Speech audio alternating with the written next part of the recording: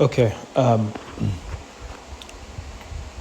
let's talk about the after effects of, or the consequences of, colonialism.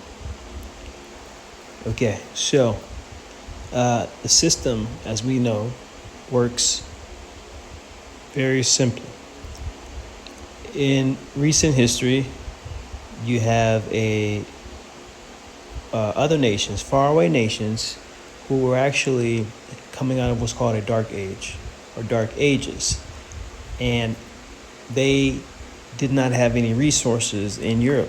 Uh, there's not much resources, or the things that they had, they weren't able to, for some reason, use to survive, and had many plagues and droughts and famines and so forth, until they basically devised a plan to go about and weaken nations around them, and then to steal their land and extract the resources to then make Europe wealthy through commerce capitalism. So, step one of the process is taking foreign lands, in which they did by conquest. Now, we understand, I don't need to go further or too deep into that aspect of reality, or that aspect of history. But what we do know, that did happen, right? There was a stealing of land, stealing of human capital to start the capitalist game that they set up. It gave a huge advantage to the European class, or the colonial class, which in recent history was the European power, which are the American powers, which are the Western powers, the United NATO, the entire this global coalition. That this particular groundwork, as I should say, was established first by taking over another land, stealing human capital, taking or even buying humans, and then using those humans by force, not by consent, like indentured servitude, taking people and taking land, which are the two essential things: land and production, to make you wealthy. So you have land and you have production, you have wealthy. So in the case of here in Belize, they pretty much came here to extract a resource of sugarcane, and to then export that back to Europe. That's just one example of how colonialism works. The established regime comes in, uses the land, which is the major primary source of wealth. In ancient culture, whoever had lands, whoever had men or labor, were wealthy individuals. You go back to Karl Marx, the bourgeois or the proletariat, you have groups of people who had land, and you had those who needed to work for food. And they usually owned the people through the need. So, we go down the line, and we get like as they set it up, everything by taking over the land. They set up a game basically called capitalism, and this game works kind of like the game Monopoly. However, in the case of countries like Belize, in the case of countries in Latin America and Caribbean, what you have is the game has been unfairly set up. So not only did they come in, I'm going to go do a recap here. They came in through conquest, through force, took over land, took people, built an industry extracting the resources to send back to Europe to make Europe wealthy through commerce capitalism. So that is the process by which they extract wealth from nations, and weaken nations, they extract wealth from nations. So the result, the consequences of that, is now what we have today. They don't mind, after a while, a country having independence. So the country gets independence, and now Even though the country had independence, the colonial powers or through their corporations, that's the next phase after they had to have these corporations. Through the corporations that were already established here, already own all the land. This actually happened in the case of the Catholic Church. A lot of that in Mexico. A lot of that you'll see in Guatemala. A lot of that you'll see all over Latin America. The Catholic Church is number one, and then you have a bunch of other people, rich aristocrats or elitists, who, even though the country no longer was managing or directly managing the country, they didn't need that anymore. They left capitalism in there so that that entity or that system could then extract the resources through commerce and send it back to Europe. And what happens now is that you have people in a particular country living in an advantage versus the people who did not have that advantage. So we're all playing a game called capitalism. So what happens now is that the people who need money in a society, because all these landowners, they don't have land, they're starting out with no land, and they're starting out with no knowledge. So now they need to say, hey, we need to work. So after they've been released from slavery and they've been released from colonialism, now they have a need that has been created by that. So whenever they pull out from a country, the colonialism stops, just neo-colonialism, the corporate enterprise, they pretty much come in and own everything and extract the resources and send it back to their home countries. Now, what they are doing, what's happening now, is that people are left behind as a result of that advantage that was given to certain players in the game. So like a Monopoly, just imagine you set the board game and you had one individual who had land already, basically had the whole board, almost basically the whole board, or a lot of the board, and have industry set up on and already have all the money in their account, and multiply more money than you do. You start off with the regular way. You get your little money, you get your piece, and you start. But every time, as you're going along, every time you are going about on the board,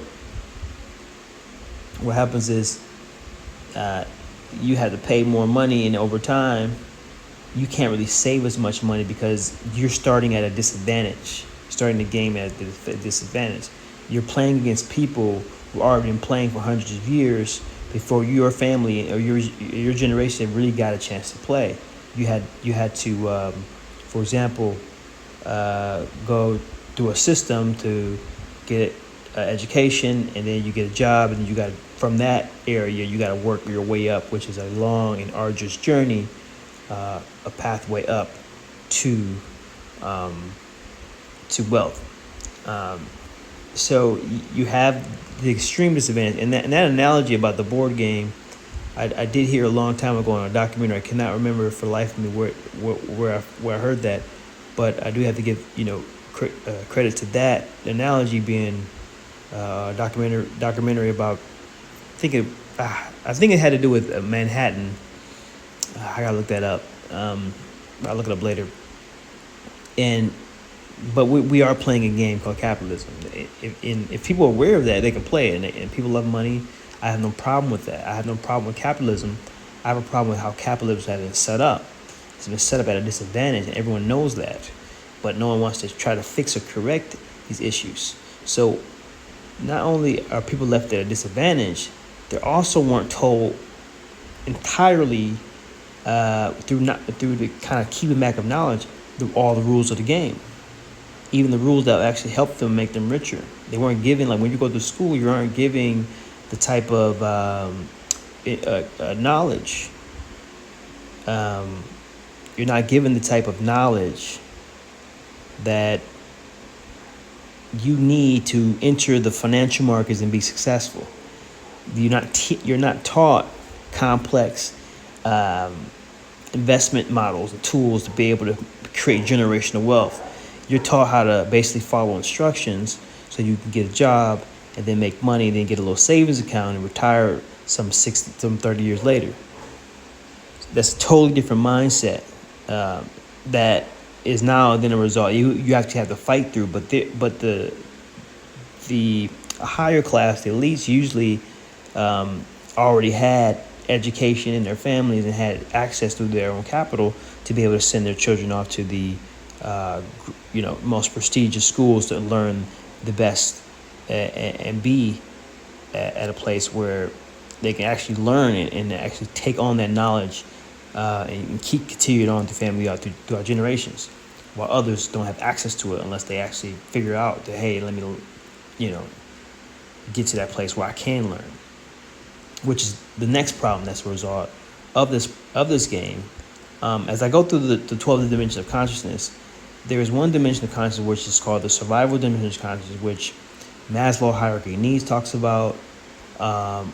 When you're on that survival basis, you're not thinking of how I'm going to become my best self so I can produce anything or own land or get to the place where I can have whatever it is that I most desire, because I'm trying to survive. I'm trying to live day by day.